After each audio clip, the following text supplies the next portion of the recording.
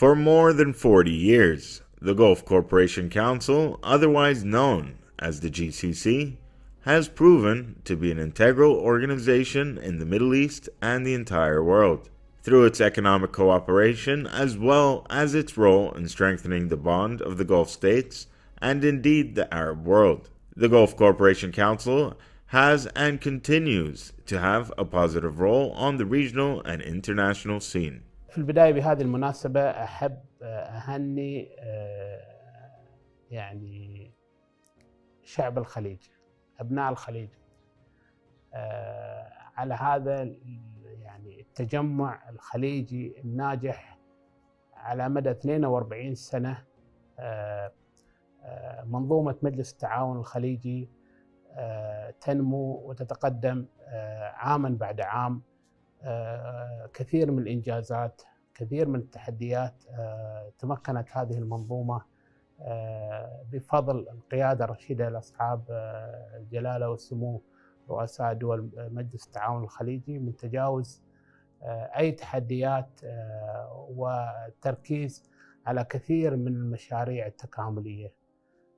مجلس التعاون الخليجي أثبت على مرور 42 سنة صلابة هذه المنظومة وقدرتها حقيقة على يعني استشراف المستقبل، وقدرتها على يعني اقتناص الفرص التي تساهم في نمو وازدهار مجلس التعاون الخليجي. نحن كجيل يعني ننعم حقيقة بوجودنا في مجلس التعاون، ونفخر عند يعني مشاركتنا في مؤتمرات دولية بأننا نمثل يعني منظومة مجلس التعاون. هذه المنظومة حقيقة التي تتكامل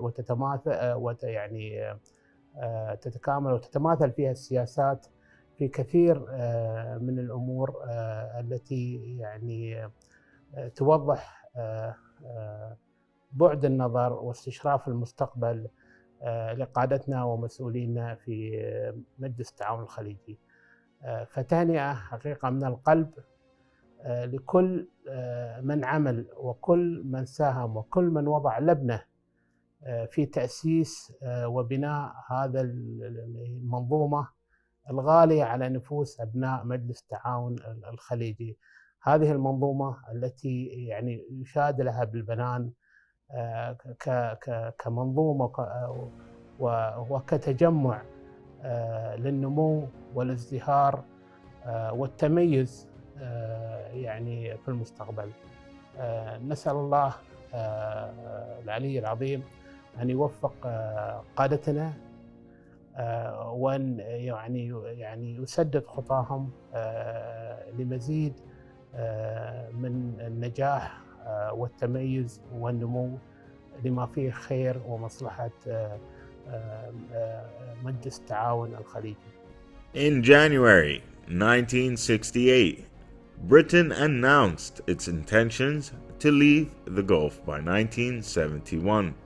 10 years later, after the taking of several steps, the formation of the Gulf Cooperation Council took place on May 25, 1981. During the 3 years between the British announcement of its impending withdrawal and the actual termination of its protectorate and military presence in the Gulf, on December 16, 1971, 6 of the Emirates succeeded in forming the United Arab Emirates, which was founded on December 2, 1971. His Highness, the late Emir Sheikh Jabr al-Ahmed al-Sabah, championed the renewed efforts to form the GCC. In May 1976, he formally called for the establishment of the GCC during a visit to the United Arab Emirates, whose president was the late Sheikh Zayed Al Nahyan, who strongly supported the idea. In November 1976, in Muscat, a security framework was discussed, but later abandoned because of fundamental differences over the concept. Efforts continued, however, to establish the GCC in October 1979, in a meeting which was held in Taif, Saudi Arabia. The general framework of the GCC was agreed upon, but differences still remained on some issues. Some favored focusing on security and military integration, while others wanted the new organization to emphasize soft power and economic integration. In 1980, the Saudi Arabian Foreign Minister, Princess Saud Al Faisal, was given the task of bringing the different views together and leading the exercise of drafting the charter, which was supported by the foreign ministers of Kuwait, Bahrain, and other states. A flurry of meetings of ministers and experts took place in the early months of 1981. The meetings were held in Kuwait, Riyadh, and Muscat. The main agenda was to finalize the draft, which was adopted by the heads of the states in the first formal meeting of the new organization on May 25, 1981 in Abu Dhabi. The Gulf Cooperation Council came into existence in 1981, which is apparently a reaction to address the changes that happened in the Gulf region, which are neighbors to the 6 states who were established. So it is a natural byproduct and the very wise decision by the heads of state, starting with Saudi Arabia, Kuwait, the Emirates, Bahrain, Oman, and Qatar, who are facing this turmoil across the waters. So that meant that the council had to organize itself to cater for addressing any fireback coming out of the events near us. So its main direction was to create a harmony among themselves to address security, economical impacts, social impacts, and mainly the regional safety of the area. The GCC was officially established back on the 25th of May 1981. The principal idea in the beginning was advocated by the late Emir of Kuwait, Sheikh Jabir Ahmed Jabir al-Sabah, may his soul rest in peace. Back in 1976, during a visit to the United Arab Emirates, where he formally called for the establishment of the GCC as an idea which was strongly supported by the late president of the UAE back then, Sheikh Zayed bin Sultan Al Nahyan, may his soul rest in peace. The Corporation Council Charter, which is made up of 22 articles, describes the main objectives of this cooperation treaty. But to summarize some of the main ideas behind this union, the main goal behind the establishment of the GCC is basically strength in unity. There were some problematic geopolitical issues of concern back then. Iraq was under the rule of Saddam Hussein, and there was also the 1979 Iranian Revolution. So there was some political instability in the area, and the unity of the 6 GCC states provided additional security, not only military security, but also economic and financial strength and stability.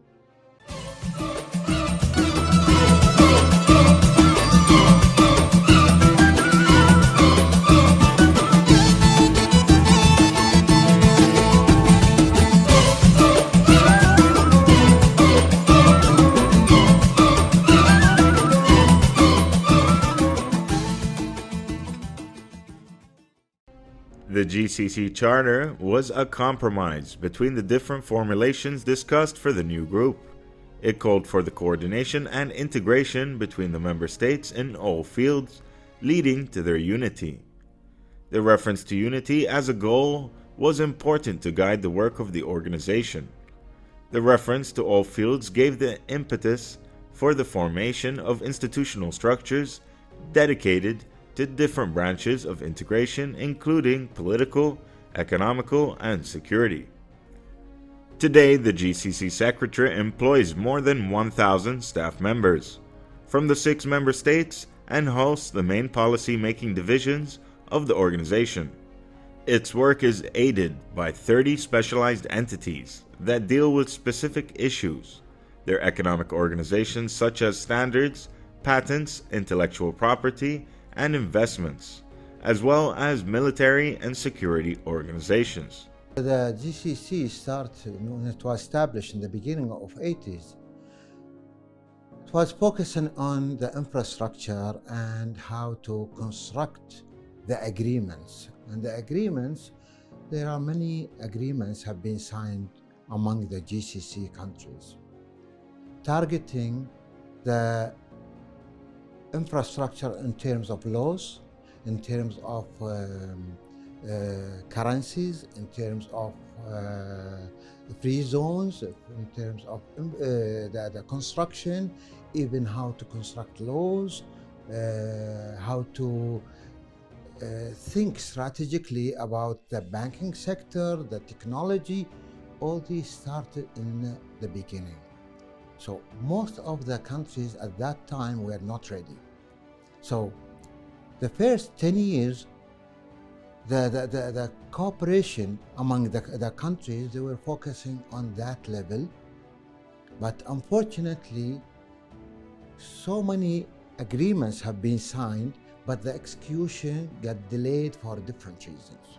And we have to mention that during 80s, the priority for the GCC was security, because during that time, we remember the Iraqi-Iranian war was start from 80 until 88. So during that time, many agreements were not executed. But after that, we saw that most of the countries have developed the relationship among them in terms of education, in terms of social securities, in terms of healthcare. So many elements have been taken care of with the agreement that took place during that time. But what we have noticed, there was kind of variation among the execution plan. So we saw that Kuwait was a bit ahead at that time. Some countries tried to catch up, but the Union gave kind of a standard or a benchmark for the countries to start doing or collaborating together to another level. This is, I think, it was a positive move for most of the countries during the 80s, which was the beginning of the union or the collaboration among the GCC. The signing of this treaty, the Charter, is arguably the most important step taken by the GCC countries to create a powerful bond that has been of great benefit not only to the governments but also to the citizens of the 6 countries. The benefits continue to materialize slowly but surely, and the future outlook looks very promising, with many ideas for cooperation and development coming online, including in business, in culture, sports, medicine, and education. Some of the plans are making headline news, among them the railway network that plans to link all 6 GCC countries in the near future, promoting tourism and making it much easier for people to travel. Another idea is the unified currency, which is proving to be a challenge to implement, but remains a future objective. There are also many common bonds that link the 6 GCC countries, such as the excellent historical relations enjoyed between them, the spoken language, of course, Arabic, the religion of Islam, the geographical proximity of the countries, the neighborly relations, and tribal and family affiliations, and of course, the similar traditions and cultural identities that exist between the governments and the citizens of the 6 GCC countries. So the charter that was signed in Abu Dhabi, actually it was signed in Abu Dhabi, the capital city of the UAE, on the 25th of May, as we said earlier, in 1981. It was signed by the 6 states to this historical treaty: the Kingdom of Saudi Arabia, the Sultanate of Oman, the United Arab Emirates, the State of Qatar, the Kingdom of Bahrain, and of course, the State of Kuwait. Since its inception in May 1981, the GCC has undoubtedly accomplished a lot of what it set out to do 4 decades ago. Economic tools such as the Free Trade Area, which was set up in 1983, the Customs Union, and the Common Market, have created a great interaction between member states that have led to improved efficiencies and a wide as well as dynamic marketplace. Today, the combined GCC GDP is about 1.6 trillion US dollars, an 8-fold increase over 1981. Other significant achievements were also made, including the establishment of a unified military command in November 2018, and the GCC police force in 2014.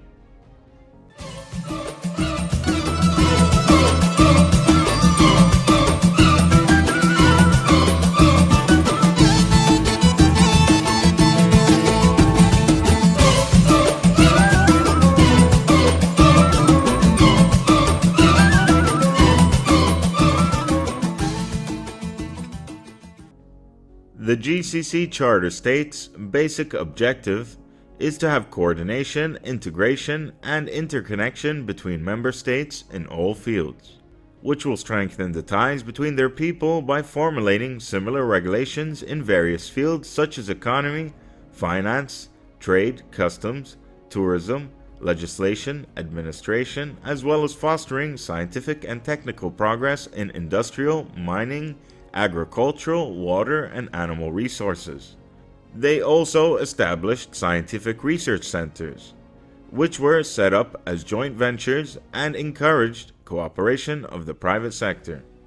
The GCC is comprised of some of the fastest growing economies in the world, mainly due to an increase in oil and natural gas revenues coupled with the building and investment boom backed by reserves.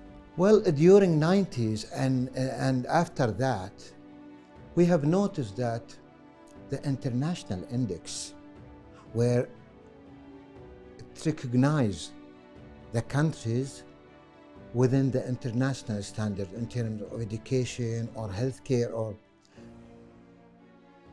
give the opportunity to some countries to focus internally how to improve the level of, let's say, the satisfaction to their citizens. So they were not focusing on the GCC as group. But that approach improved a lot of the lifestyle for the GCC. We have noticed that many countries they've been recognized in the international index, which is good. We are very happy for certain countries.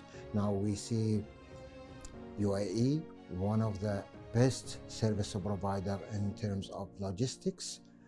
We see, or on boards, we see Qatar now in different direction toward the media and aviation. We see it in sports activities. So the competition sometimes it's healthy, but it gives opportunity for the other players or the other countries to catch up, which is acceptable and healthy.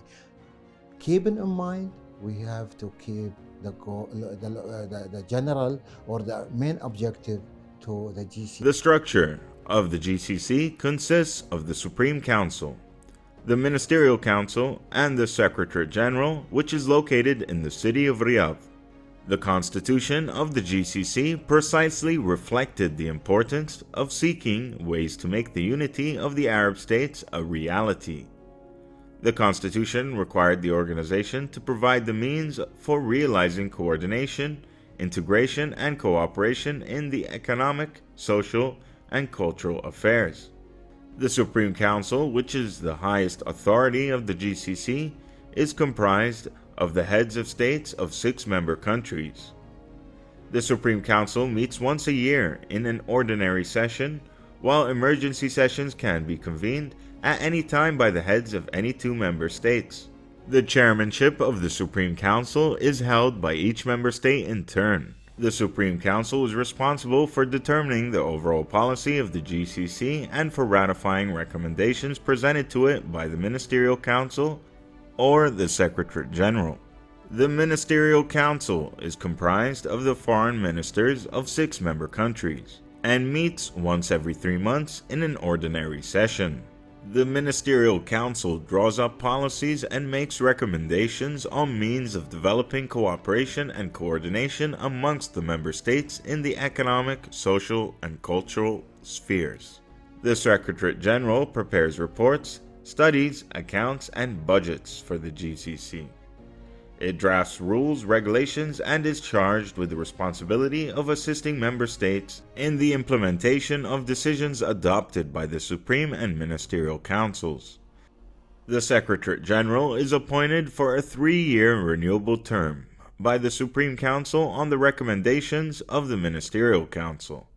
The speed of events depends on how the resolutions of the council decisions, where the subcommittees which they have political, they have economical, they have energy, security, and they have a higher council that can also take some major strategic decisions.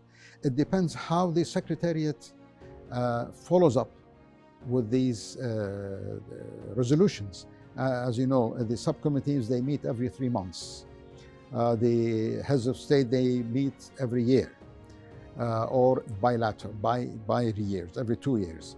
And they rotate the heads of state among themselves each time. This way, this amount of energy needs to be dissipated, and it takes time, and maybe the local conditions may create certain hindrance where technology and old style of paperwork and moving out of paperwork to electronic system differ from city to city, country to country. This may act as a hindrance, but as a general momentum, they all are moving forward.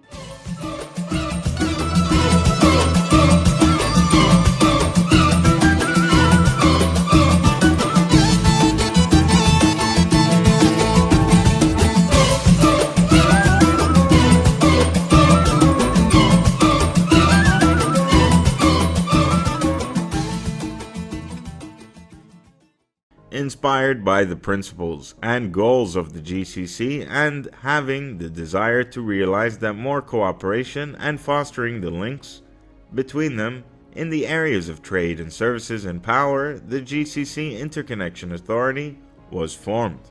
The GCC governments undertake ownership and management of the project via an independent authority run on a commercial basis.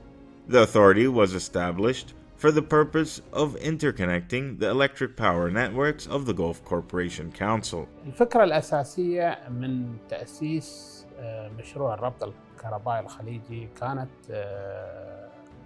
توفير دعم لحظي لمنع أي انقطاع للتيار الكهربائي في أي دولة من دول الأعضاء. هذه الفكرة يعني تم تدشين المشروع في عام 2009 بين 4 دول، بين شبكات وطنية ل4 دول خليجية، هي كل من دولة الكويت الشقيقة، المملكة العربية السعودية الشقيقة، ودولة قطر الشقيقة، ومملكة البحرين الشقيقة. وفي عام 2011 انضمت الشبكة الوطنية لدولة الإمارات العربية المتحدة للشبكة الخليجية، وفي عام 2014 اكتمل العقد بانضمام الشبكة الوطنية لسلطنة عمان الشقيقة إلى الشبكة الخليجية. هذه المنظومات الشبكات الخليجية الست وارتباطها بشبكة نقل كهربائية واحدة ساهمت حقيقة بأن تستفيد جميع الدول الأعضاء من القدرات الإنتاجية في الدول الخليج الست. وبالتالي أصبح في حالة حدوث أي انقطاع المستهلك في أي دولة من دول الخليج لا يشعر فيه، لأنه يتلقى الدعم مباشرة من باقي دول مجلس التعاون. فالشخص الوحيد الذي يشعر أنه صار فيه انقطاع وأن دعم حصل هو المهندس في مركز التحكم في هيئة الربط الكهربائي الخليجي وفي الدول الأعضاء. هذا المشروع خلق نوع من التكامل الاقتصادي والتكامل والاستفادة من قدرات الإنتاجية بين الدول الست. تطورت الفكرة بعد ذلك وأصبحت الهدف ليس فقط يعني توفير الدعم، وإنما كذلك تبادل الطاقة وتجارة الطاقة، وبدأ إنشاء منصة لتجارة التيار الكهربائي والطاقة الكهربائية بين الدول الأعضاء. ونما المشروع، نما وتطور إلى أفق جديد، وبدأ يعني هذا المشروع الذي فكر فيه أبناء الخليج وبناها أبناء الخليج وشغلها أبناء الخليج من خلال مجلس إدارة خليجي وهيئة وهيئة تدير هذا المشروع بها كوادر من مهندسين من مجلس التعاون الخليجي. أصبحت نموذج يحتذى فيه من التكامل والاستشراف في المستقبل، وأصبح حقيقة نموذج يعني يمكن أن يعاد يعني استخدامه في أقاليم أخرى. هيئة الربط الكهربائي الخليجي التي تشرف على هذا المشروع أحد الأجهزة الخليجية التي نفخر بها. أصبحت هذه الهيئة منصة لتبادل الخبرات بين يعني منظومات التشغيل والمهندسين الخليجيين. أصبحت منصة لتمثيل شبكات كهرباء الخليجية في المؤتمرات الدولية. أصبحت نموذج خليجي تكاملي، تجدها تشارك باسم شبكة الربط الكهربائي الخليجي وتعرض طموح هذا القطاع يعني في الخليجي. هذا القطاع الذي يشار إليه بالبنان قطاع قادر على يعني استخدام أحدث التقنيات في الكهرباء، قطاع قادر على تقليل المصاريف التشغيلية، قطاع قادر على تحقيق نمو، وقطاع قادر على أن يربط في المستقبل بين يعني مجلس التعاون الخليجي والشبكات الخليجية في مجلس التعاون الخليجي وأقاليم أخرى مجاورة لمجلس التعاون الخليجي. هذه المشروع يساهم كذلك في تمكين دول مجلس التعاون الخليجي في تنفيذ استراتيجيات المتعلقة بخفض الانبعاثات ويعني إدخال ودمج مصادر طاقة متجددة ومصادر طاقة نظيفة في منظومة الإنتاج في مجلس التعاون الخليجي. نحن فخورين بهذا المشروع وفخورين بمدى التكامل اللي صاير فيها مشروع الربط الكهربائي الخليجي. فشكرا لكل من ساهم في بناء هذا المشروع وساهم في نموه وتطوره للمرحلة التي وصل فيها الآن.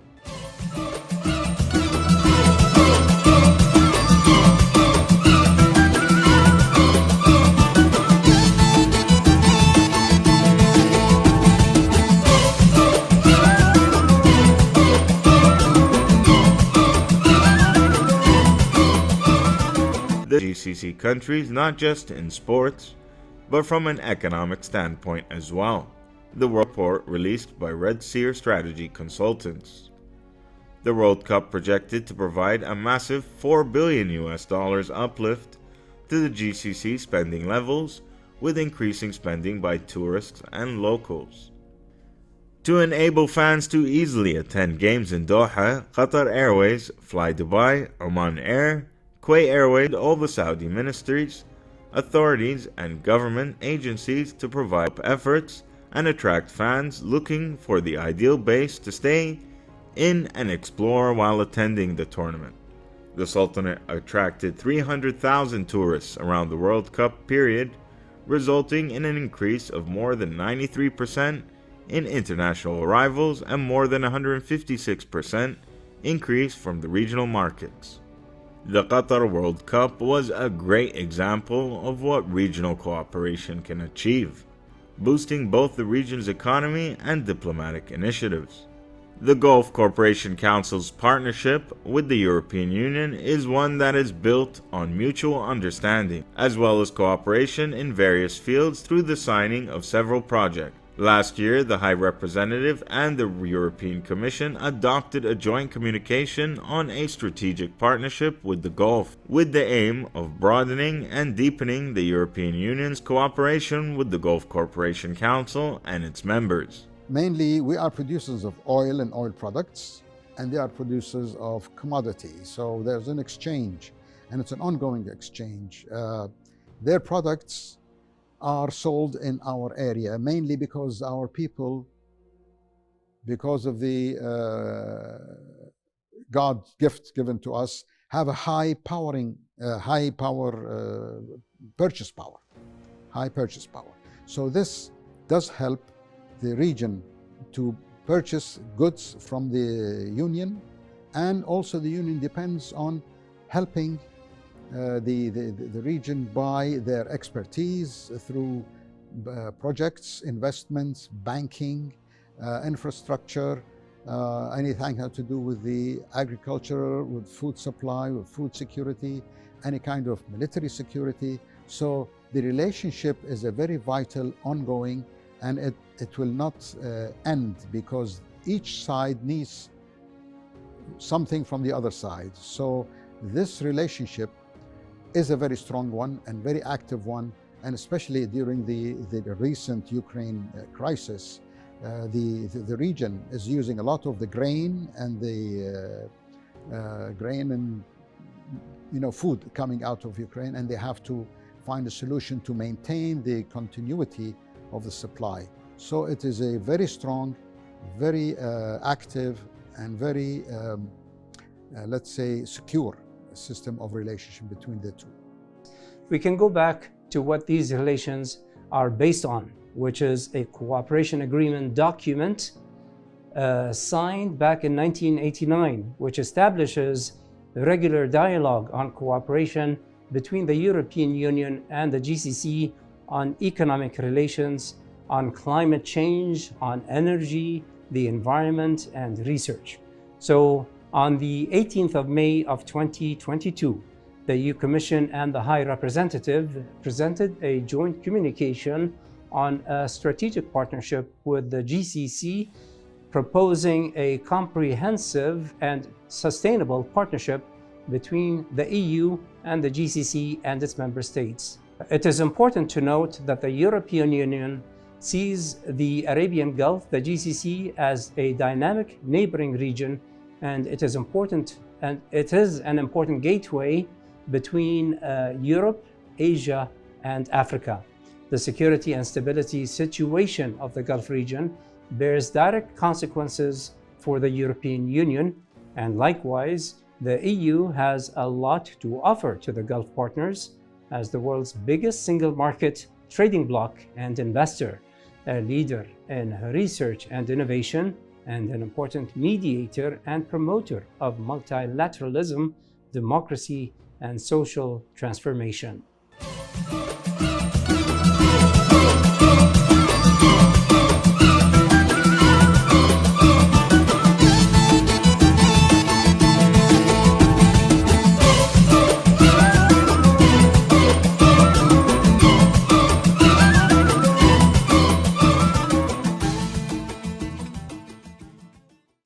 The GCC, with the aim of working together and further strengthening the development and sustainability of the Cooperation Council, held their first China Gulf Cooperation Council Summit last year in Riyadh. Chinese President Xi Jinping attended the summit, where he decided to establish and strengthen a China-GCC strategic partnership. President Xi pointed out that the friendly exchange between China and the GCC countries goes back nearly 2 millennia. In 1981, China established contact with the GCC upon its inception. 40-plus years on, the two sides have written together a stronger chapter of solidarity, mutual assistance, and mutual cooperation. President Xi underscored that China highly commends the GCC countries' efforts to seek strength through unity and make the GCC the most dynamic regional organization in the Middle East. Some of the areas that the GCC and China will cooperate in includes China's continued import of more crude oil and liquefied natural gas from GCC countries, strengthening cooperation with GCC countries in oil and gas development and clean, low-carbon technologies. China and the GCC could collaborate on financial regulations, set up a joint investment commission, and support cooperation between sovereign wealth funds from both sides in various forms. China is ready to work with the GCC to set up big data and cloud computing centers, strengthen 5G and 6G technology cooperation, and implement 10 digital economy projects in such areas as cross-border, e-commerce, and communications network. At the summit, a joint statement by the People's Republic of China and the Gulf Cooperation Council was issued, which included a 2023 to 2027 action plan for strategic dialogue between the People's Republic of China and the GCC, and plans were made for China's cooperation with GCC countries in various fields. Well, in terms of GCC, we have noticed the last 10 to 15 years, they realized that the driver for the strategic partnership is the economy, it's not the politics. Now China, since we are talking about China, this is one of the goals and the objectives for China. If they want to strengthen the relationship and the strategic partnership, they go through the economic aspects. Now, most of the GCC, they have realized that China became the factory of the world. And having this relationship as a GCC with China, this gives opportunity to balance the relationship with other countries like the States or Europe or other countries. Having in mind that China is well recognized internationally as one of the largest economy in terms of technology, in terms of manufacturing, roads, infrastructure. That's why we saw the last 10 years, the volume business is growing with the GCC. Now, Qatar is signing separately. Saudi Arabia have signed around 28 contracts the last 2 years. The UAE have signed 12 contracts last year. So if you see collectively, each country is doing it individually. Now, in the last summit, now they are thinking collectively how to improve or to increase the level of cooperation and strategic partnership with China. China, definitely, they look at the GCC as partner, and having the oil reserves around 28% of the reserves worldwide.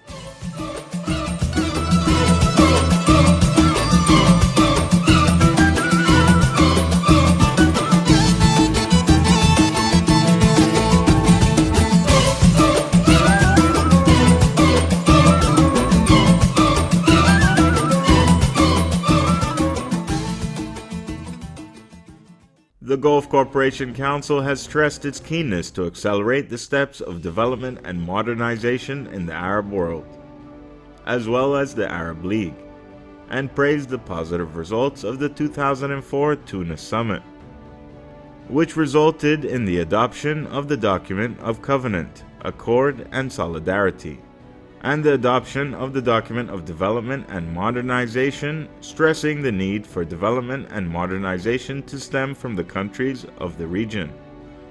The Manama Declaration, which was issued in the 25th session of the Supreme Council in December 2004, affirmed that the GCC countries are working to continue comprehensive modernization to keep pace with the times and its civilized requirements within the framework of the strategy consistent with the ambitious programs in order to achieve the hopes and aspirations of the GCC states and their people. A council formed 42 years ago with the vision for a stronger Gulf has witnessed strength in unity and cooperation for sustainability and development.